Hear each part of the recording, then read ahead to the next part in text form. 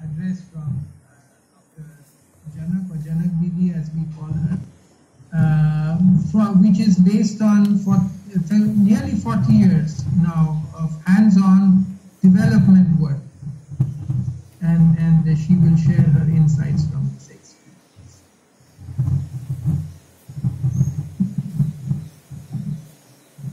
We are not hearing her. You are mute, Janak.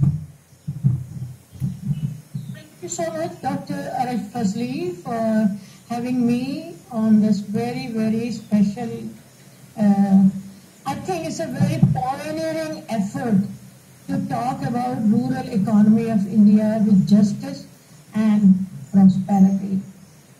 I would like to, since you have asked me to talk about empowerment of women for sustainable rural economies in India, I'm just going to share that my learning, because we had experts, Dr. Devinder Sharma, Dr. Shrivastava, and we are going to have Vasal Bharani. I'm not an academician and I'm not a really scientist, but whatever I have learned from my experience, and because it's all about women and rural India. So to me, the first reaction on this subject is that since the independence, the country has been ruled by industrial elites, political power centers who come from so-called higher caste and higher class, and all people who are very, very, very big resources. Rural economy has been, patterns of governance have been to benefit the industry and business and more urban areas. And when we talk about patterns of governance and policy, have been all mainly governed by those industry domination and business domination. And but as much as urban area has been given preference and dominance, and similarly, I feel all economy in India has been mostly male dominated, where it's based on patriarchy, and women have been really neglected and discriminated. They are the 80% of the rural women are the workforce in the country, but they have not been really. I'm very happy because we have Dr. Devinder Sharma who has brought all the data. I wish next time we have him for talking about man-women data also. And they have a greater share of work, but they bear the disproportionate burden of work. They sleep 2 hours less than men. They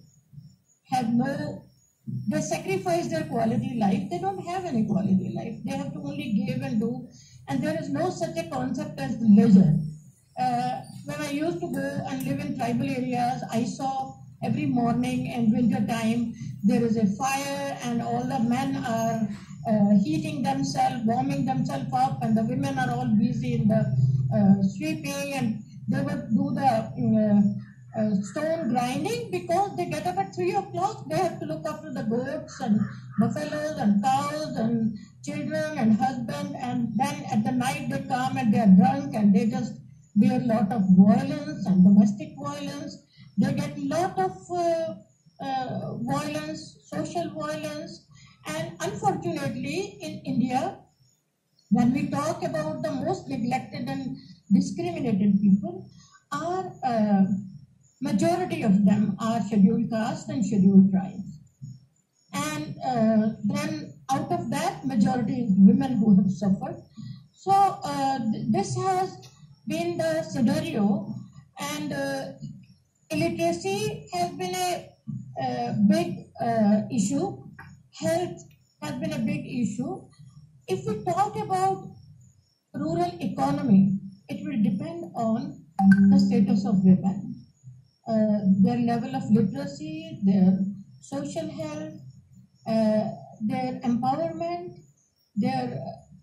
but what has happened so far, not only rural economy, but in general, Indian government and the announcements and all the elections and whatever happens later on is about infrastructure and facilities, not the participation of local people, no involvement. They are not part of planning, organizing, implementing, evaluating, monitoring.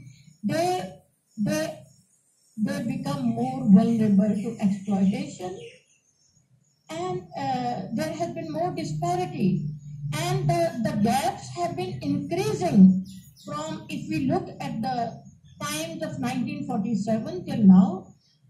Because of time limit, I can't give the details, but we see the gap between wealth and poverty has increased. And this is the status, and the women have been the worst hit in the whole status. And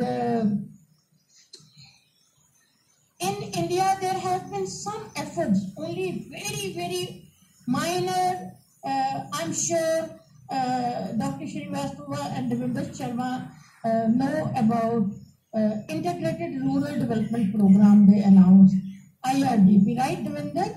They talked about that Integrated Development Program will be relevant to environment, ecology, appropriate technology, land development for types of crops, water management, soil enrichment and irrigation, institutional infrastructure, interconnected with knowledge, resources and their application, and self-reliance, local initiative and participation.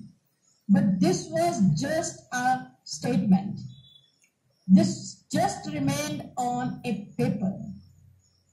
We all know there is no sustained effort to do rural economy and do justice and prosperity.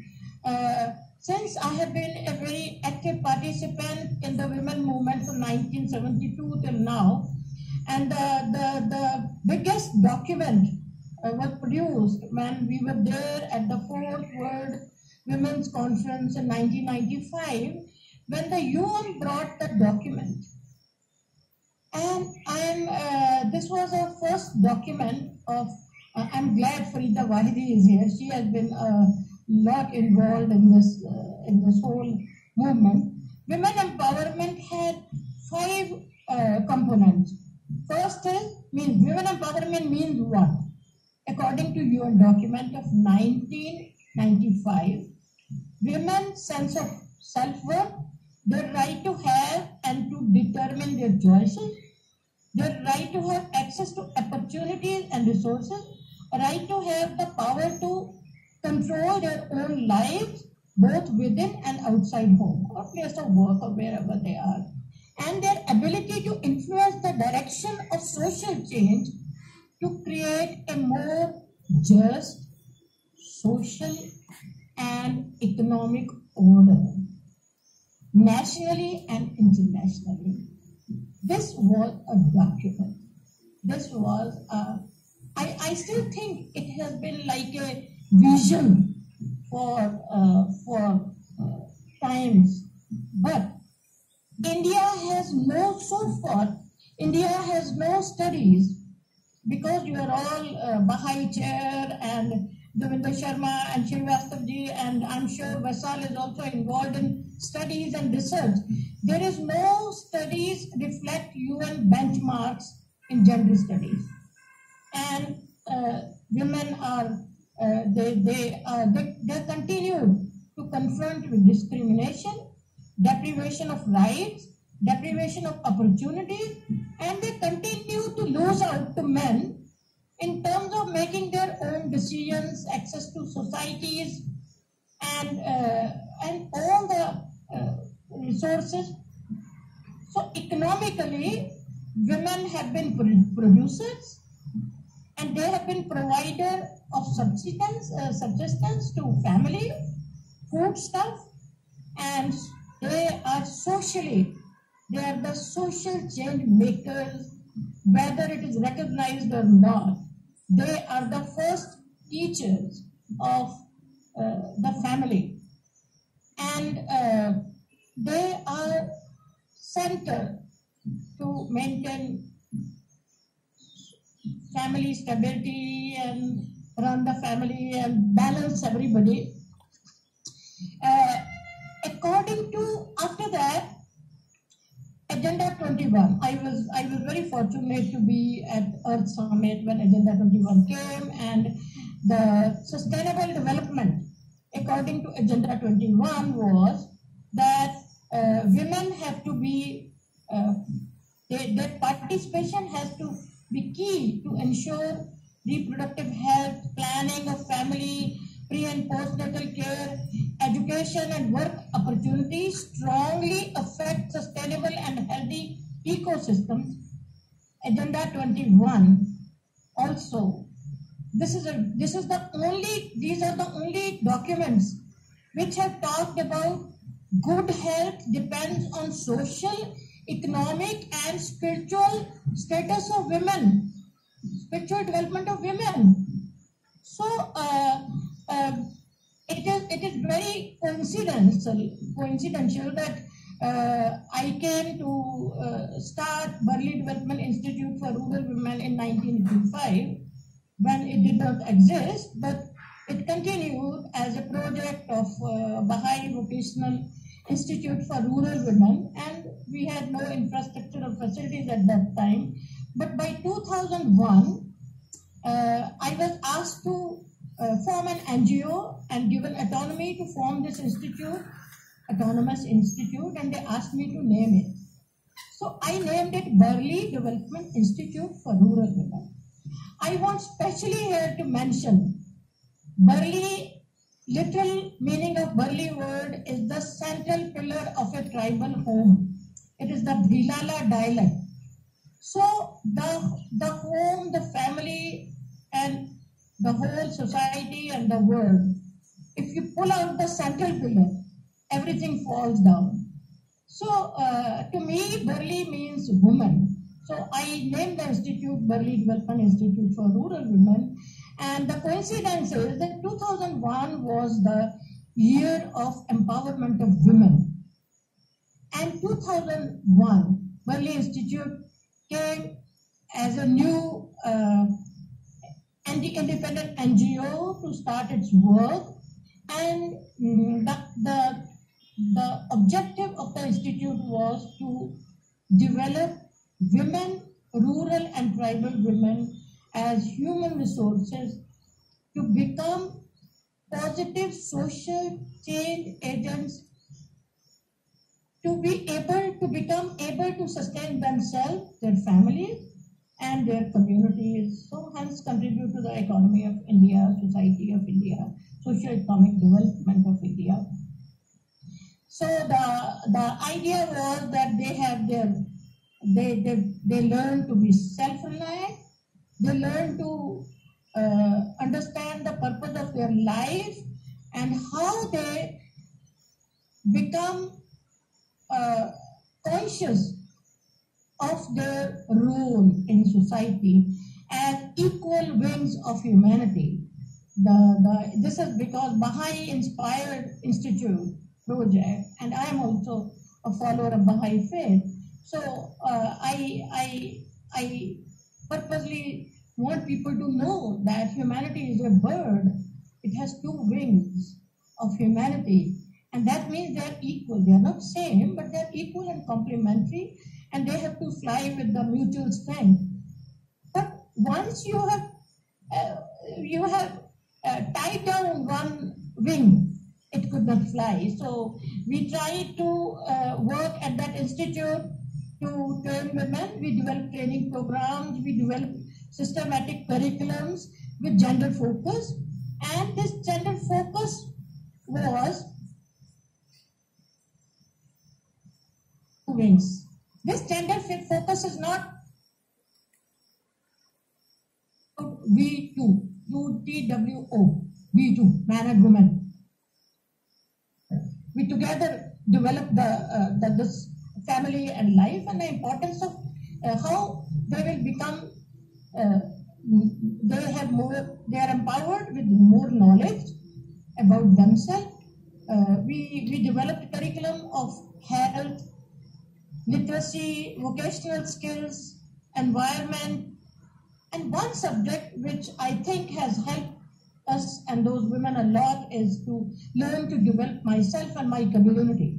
So they become active actors and ambassadors of rural development, and this happened that they bring change from themselves, and they change the people in their family by practicing their knowledge, new knowledge they have acquired, their change in their attitude, and practicing. So as a result, we started this approach of women to, because till now we saw all the boys, male members who went to study in the urban areas, they never came back. They wanted to always, the migration issue is the result of not boys not living in the villages, and they all migrated, they came out, and from that we learned that we train these women with the focus, with the commitment that they will go back to their communities and help their communities and take out all their knowledge and take individual initiative as well as work as small groups in their communities. And we trained 6,000 girls from 500 villages who learned about improving their economy with vocational skills and literacy and health and empowerment and communication skills. But what we heard all our time till now, many girls are phoning me and telling me that one girl is earning 5,000 rupees a month. She is also working on a farm. When she has time, it is raining, she works on a sewing machine. But what their parents have told us always is that they have gained more confidence. Even after 6 months of residential program, we could see a lot of self-confidence. They became more conscious to be bringing unity, love, and they in each village they went back and they helped their communities to make as Mahila Mandals. So 500 villages, these girls returned with empowered women, and they helped the economy. They have been earning 41% of the women, those girls, earning livelihood with the vocational skill, 46% with selling vegetables and farm products. They have their grocery shop. They have their shops of phones and and they're Anganwadi workers, they're Asha workers in their village. Some of them are nurses, some of them have become teachers. But all of them are living in their villages. They have just moved from their parental house to their in-laws' house.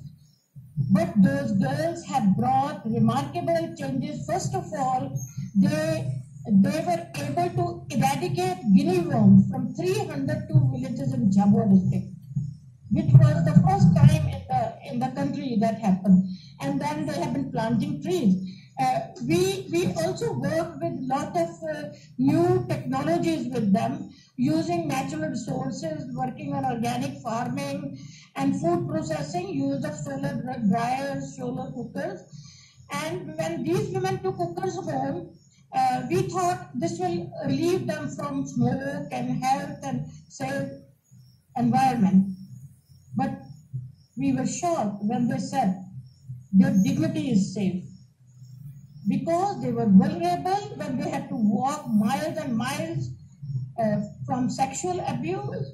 They told us that they had miscarriage of their children during advanced stage of pregnancy. They had to carry heavy load of wood. They don't have to inhale the smoke. There is no domestic pollution. And they also started using those solar cookers for earning money, cooking some nice snacks and selling in their weekly market. Then there are women who started solar tea stall. Some of them have groups of women in Batul district. They made a huge economic use of solar cookers for livelihood, and they came out of the regular job of working as laborers. Today, something that I want to say, when we have started, Dr. Fazli has started the note of this webinar with migrants. I am very proud and I am thankful to God for the opportunity to work with these 6,000 girls. None of them had to migrate. They came to the institute as coming from migrant laborers. Their families were migrant laborers. None of the girls we have trained had to become a migrant laborer, because they have their livelihood, and they also work for improving the health, improving the infant mortality, child mortality, and there were the huge reduction in waterborne disease. So I'm only. Janak Devi, if you could just conclude in 1 minute. I'm finishing. I'm just giving the after the retirement, I also still continue to work. I have trained 86,000 youths from rural areas to become ready for sustainable community development. The subject is sustainable community. My own village where I'm living. Now this village has farmers selling their own vegetable, own farmer market, organic food, organic milk, organic cooking oil. Their dhani, they have their own cold press machine. So they're going for organic, and we have also created a space for farmers or Javik Setu. So what I recommend at the end very quickly is that the policy makers have to be very serious about this subject, that their policies are aligned with their implementation plans and implementation. It has to be holistic approach, not just economy. GDP is not a proof of sustainable development. Everybody knows. And Sustainable Development Goal 5 is for gender equality. It has to be seriously given priority. And we learned that there has to be a bottom-up approach. We are talking about grassroots, and there has to be a rectitude of conduct and pure motive. When the NGO form their NGOs, sometimes they think they will get a lot of funds, and they are not watching and auditing their financial affairs. So the economy with social outcome and economy with ecological development will lead to sustainable development, and it has to be empowering more and more women. Thank you so much for inviting me. Thank you so much, Janak Devi, for this very valuable and insightful